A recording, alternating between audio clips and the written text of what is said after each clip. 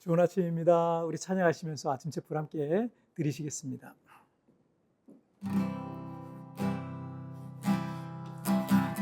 주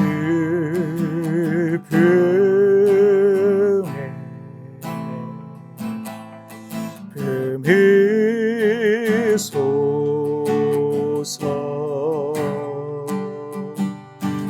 중력에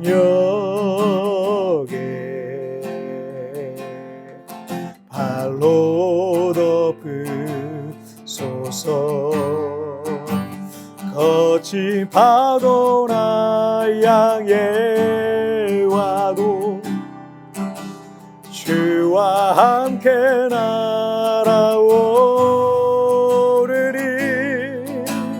폭풍 가운데 나의 영혼 잠잠하게 주를 보리라. 아멘. 자, 우리 같이 기도하시겠습니다. 하나님 아버지 감사합니다. 이 아침에도 하나님을 예배하며 찬양하며 나갑니다. 날마다 주님의 품에 거하기를 원합니다. 하나님의 그 능력의 손으로 나를 품어주시고 안아주셔서 인생의 풍랑과 어려움이 있어도 주님으로 인하여 다시 한번 일어나고 회복되고 치유되는 역사를 매 순간마다 간증하게 하여 주시옵소서. 오늘도 우리 주님 나를 붙잡아 주시고 이 예배를 받아주실 걸 믿사오며 예수님의 이름으로 기도하옵나이다. 아멘. 오늘 우리에게 주신 하나님 말씀은 시편 107편 1절부터 9절까지의 말씀 제가 봉독해 올리도록 하겠습니다. 여호와께 감사하라. 그는 선하시며 그 인자하심이 영원하미로다. 여호와의 속량을 받은 자들은 이같이 말할지어다. 여호와께서 대적의 손에서 그들을 속량하사 동서남북 각 지방에서부터 모으셨도다. 그들이 광야 사막길에서 방황하며 거주할 성읍을 찾지 못하고 줄이고 목이 말라 그들의 영혼이 그들 안에서 피곤하였도다. 이에 그들이 근심 중에 여호와께 부르짖음에 그들의 고통에서 건지시고 또 바른 길로 인도하사 거주할 성읍에 이르게 하셨도다. 여호와의 인자하심과 인생에 행하신 기적으로 말미암아 그를 찬송할지로다. 그가 사모하는 영혼에게 만족을 주시며 줄인 영혼에게 좋은 것으로 채워 주심이로다. 아멘. 시편 150편에 이르는 이 시편은 총 5권으로 구분되어 있는데 오늘부터 살펴볼 시편 107편은 제5권이 시작되는 첫 번째 시편입니다.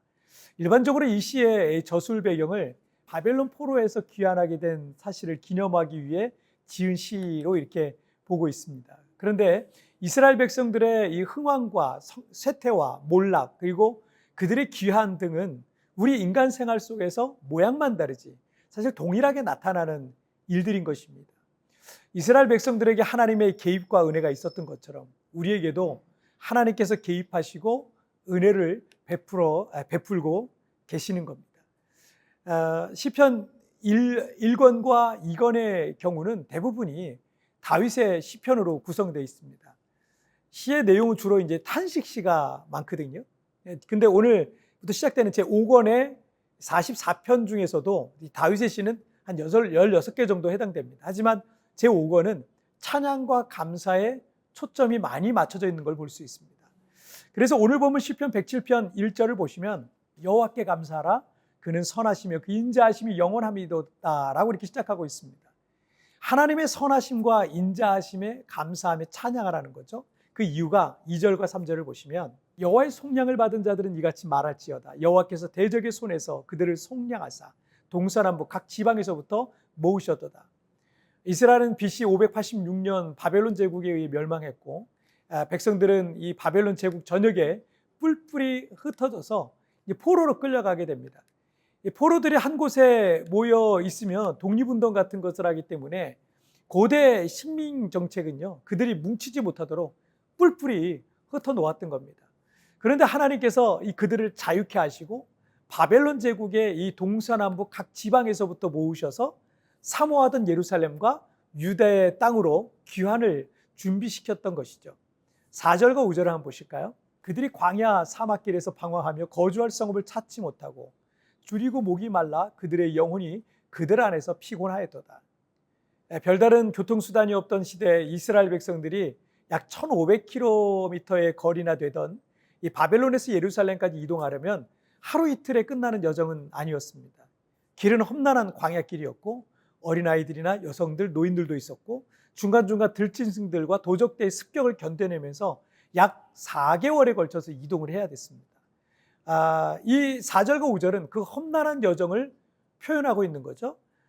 이스라엘 백성들이 출애굽 이후 겪었던 광야 생활과 또 바벨론 포로에서 예루살렘으로 귀환하던 유대인들의 험난한 광야는 마치 우리 인생과 맞닿아 있습니다. 광야에는 더위와 추위와 목마름과 배고픔 그리고 들짐승의 위험이 있죠. 우리 인생에도 평생 이런 어려움들을 지나가야 됩니다. 그런데 귀환하던 이스라엘 백성들이 이 광야의 시련과 위기를 어떻게 극복해 나가는지를 오늘 본문에서 보여주고 있습니다. 자, 6절 한번 보시면 이에 그들이 근심 중에 여호와께 부르짖음에 그들의 고통에서 건지시고, 그들의 이 광야 여정 중에 종종 찾아온 시련과 고난 중에 그들은 하나님 앞에 부르짖었던 겁니다. 그리고 하나님께서는 그들의 고통에서 그들을 건지셨다라는 거죠. 성경은 우리가 시련과 고통이 찾아왔을 때 근심과 절망 속에 앉아 있지 말고 기도하라라고 말씀하시고 있어요.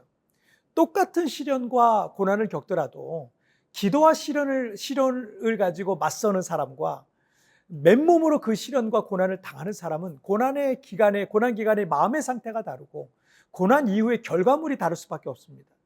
여러분이 큰 시련과 고난을 맞아서 인생의 광야에 들어섰다고 생각해 보십시오. 그런데 맨몸으로 그 시련을 맞는 분들은 견딜 수 없는 큰 고통을 경험하게 될 겁니다. 하지만 근심과 걱정이 내 마음을 누를 때 그 모든 문제를 갖고 여러분 주님 앞에 나아가 보세요.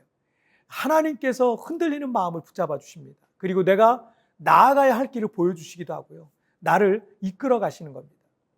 시편 107편 28절부터 30절을 보시면 이에 그들이 그들의 고통 때문에 여호와께 부르짖음에 그가 그들의 고통에서 그들을 인도하여 내시고 광풍을 고요하게 하사 물결도 잔잔하게 하시는도다. 그들이 평안함으로 말미암아 기뻐하는 중에 여호와께서 그들이 바라는 항구로 인도하시는도다. 인생의 큰 광풍을 만나서 내 인생의 배가 뒤집혀지려고 하는데 그때 그들이 그 고통 때문에 하나님 앞에 부르짖을 때 그 고통에서 인도해 내시고 풍랑을 잔잔하게 해주시고 그들이 바라는 소원의 항구로 인도해 주신다라는 겁니다. 자, 그리고 오늘 보면 9절 한번 보실까요? 그가 사모하는 영혼에게 만족을 주시며 줄인 영혼에게 좋은 것으로 채워주심이로다. 인생의 광야와 같은 시련과 고난 중에 하나님의 도움과 은혜를 경험하는 것은 6절에서처럼 하나님 앞에 부르짖는 간절한 기도, 그리고 9절의 말씀과 같이 주님의 은혜를 사모하는 가난한 심령입니다. 이스라엘 백성들이 포로 중에도 늘 사모하며 부르짖었던 것이 이스라엘의 회복이었던 것입니다. 하나님은 그들의 부르짖음과 사모함을 응답해 주셨던 것입니다. 저는 오늘 본문의 말씀을 회복시키시는 하나님이라는 제목으로 말씀을 여러분들에게 좀 드리고 싶어요. 거칠고 황량한 광야와 같은 인생, 미친 듯 몰아치는 바다의 풍랑과 같은 인생에는 답도 없고 소망도 보이지 않을 겁니다. 도저히 소망이 없어 보이는 그 상황에서도 부르짖으며 기도하는 이들, 하나님을 간절히 사모하며 소망하는 이들을 하나님은요 버리지 않습니다. 반드시 회복시키시는 하나님이시라는 그 사실을 여러분 꼭 기억하시고 오늘 하루를 승리하시길 바랍니다. 자, 우리 같이 기도하실까요? 살아계신 하나님 아버지, 오늘 우리의 하나님은 회복시키시는 하나님이신 줄 믿습니다. 우리의 인생이 풍랑이 있고 거친 광야가 있지만 그러나 이 광야와 풍랑 속에서도 하나님은 우리의 삶을 이끌어 가시는 선하신 우리의 아버지이심을 믿습니다. 비록 우리가 그런 곤란한 가운데 처했다 할지라도 반드시 그곳에서 다시 회복시키시고 일으키시고 재기하게 하시고 다시 일으키시는 하나님이신 줄 믿사오니 그 하나님의 선하심을 바라보며 내 앞에 있는 모든 문제들 믿음으로 승리하며 살아가는 오늘 하루가 되게 하여 주옵소서. 감사하며 예수님의 이름으로 기도하옵나이다. 아멘. 여러분 뒤편에 나오는 오늘의 묵상 보시면서 개인적으로 묵상하시고요. 짧게라도 뜨겁게 기도하시면서 오늘 하루 주님과 동행하시길 바랍니다. 내일 우리 굿모닝 칙플에서 뵙겠습니다. 여러분 승리하세요. 도저히 소망이 없어 보이는 그 상황에서도 부르짖으며 기도하는 이들, 하나님을 간절히 사모하며 소망하는 이들을 하나님은 반드시 회복시키는 하나님이십니다. 내 삶 가운데 어떤 영역에 회복의 은혜를 주시길 소망하십니까?